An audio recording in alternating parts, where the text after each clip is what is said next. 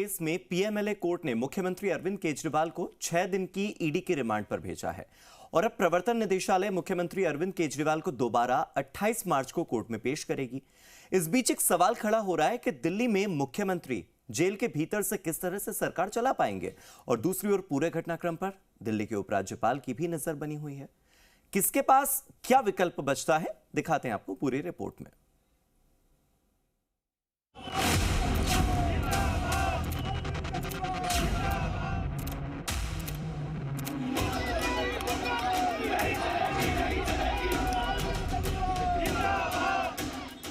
शराब घोटाले के सरगना है अरविंद केजरीवाल। ये सीधा सीधा आरोप है पीएमएलए कोर्ट में ईडी का। केजरीवाल को गिरफ्तार करने के बाद ईडी ने दिल्ली के मुख्यमंत्री अरविंद केजरीवाल को अरेस्ट करने वाली फाइल पेश की।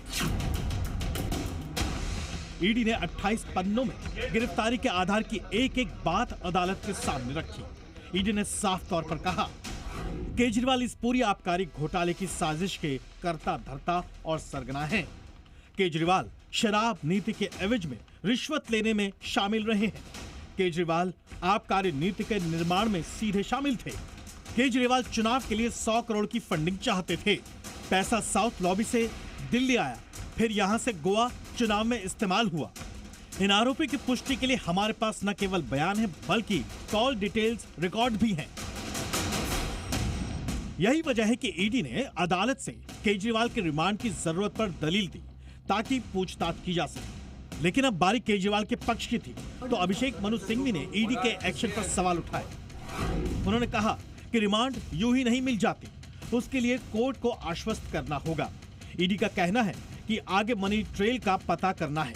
ये गिरफ्तारी का आधार कैसे हो गया? पहली बार हो रहा है भारत के इतिहास में कि किसी सिटिंग सीएम को गिरफ्तार किया जा रहा है। सिंघवी ने यह भी कहा कि ईडी के पास ऐसा कोई पुख्ता आधार नहीं है जिससे साफ हो कि गिरफ्तारी क्यों जरूरी है। सिंघवी ने यह भी कहा कि लोकतंत्र बुनियाद है संविधान की। आज चुनाव से पहले गिरफ्तार कर पार्टी को जानबूझकर दूसरी पार्टियों के मुकाबले कमतर करने की कोशिश हो रही है। 75 वर्ष में कभी भी चुनाव के बिल्कुल शुरू में, चुनाव के आसपास एजेंसीज का दुरुपयोग ऐसे कभी नहीं हुआ। अब अगर कोर्ट रूम के बाहर की हलचल पर ध्यान दें तो केजरीवाल के समर्थन में आम आदमी पार्टी के कार्यकर्ता सड़कों पर उतर आए हैं।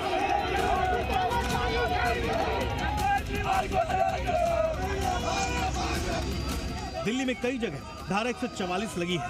कई लोगों को हिरासत में भी लिया गया है। केजरीवाल के जेल जाने के बाद सवाल है कि आखिर दिल्ली में नेतृत्व का संकट कहीं गहरा न जाए।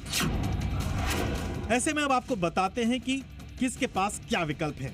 जहां केजरीवाल के पास भी कुछ विकल्प हैं, तो वहीं दिल्ली के एलजी के पास भी कुछ विकल्प मौजूद हैं। इस बीच दिल्ली के उप मुख्यमंत्री आतिशी साफ कर चुकी हैं कि केजरीवाल दिल्ली के मुख्यमंत्री पद से इस्तीफा नहीं देंगे। ऐसे में दिल्ली के मुख्यमंत्री अरविंद केजरीवाल के पास नियमों के मुताबिक कुछ अधिकार भी हैं, तो कुछ मुश्किलें भी। अगर केजरीवाल इस्तीफा नहीं देते हैं तो वो जेल के भीतर से सरकार चला सकते हैं, लेकिन सरकारी कामकाज करने में मुश्किलें आएंगी। दरअसल केजरीवाल जेल के भीतर से कोई भी कैबिनेट की बैठक नहीं ले सकेंगे। इसका कारण है गोपनीयता की शपथ का उल्लंघन। वैसे नियमों के मुताबिक दोष साबित होने तक केजरीवाल मुख्यमंत्री पद पर बने रह सकते हैं, लेकिन उन्हें जेल के भीतर से सरकार चलाने में कई व्यवहारिक समस्याओं का सामना करना पड़ेगा। अब आपको बता दें कि केजरीवाल के पास कोई विभाग नहीं है।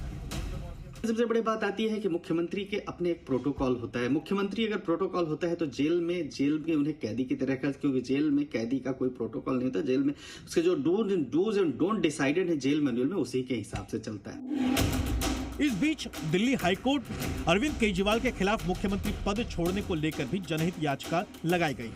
तो सवाल उठता है कि ऐसी स्थिति में आम आदमी पार्टी क्या किसी और को मुख्यमंत्री पद पर बैठाएगी? इसकी संभावना अभी भी बनी हुई है और ये सब कुछ पार्टी के वरिष्ठ नेताओं और खासकर अरविंद केजरीवाल पर निर्भर करता है। अब बारी आती है दिल्ली के लेफ्टिनेंट गवर्नर यानी एलजी की, जो इस वक्त दिल्ली में केजरीवाल की गिरफ्तारी और आम आदमी पार्टी के प्रदर्शन और कानून व्यवस्था पर पूरी नजर रखे हुए हैं। यानी आखिर में एलजी क्या करेंगे? आपको बता दें कि दिल्ली केंद्र शासित राज्य है। ऐसे में उपराज्यपाल की भूमिका अहम हो जाती है। चूंकि अरविंद केजरीवाल ने इस्तीफा नहीं दिया है तो उपराज्यपाल संवैधानिक मशीनरी के टूटने का हवाला दे सकते हैं और धारा 239A(b) के तहत राष्ट्रपति शासन की सिफारिश कर सकते हैं। उपराज्यपाल 239A(a) के तहत सरकार को बर्खास्त करने के लिए भी यही कारण बता सकते हैं।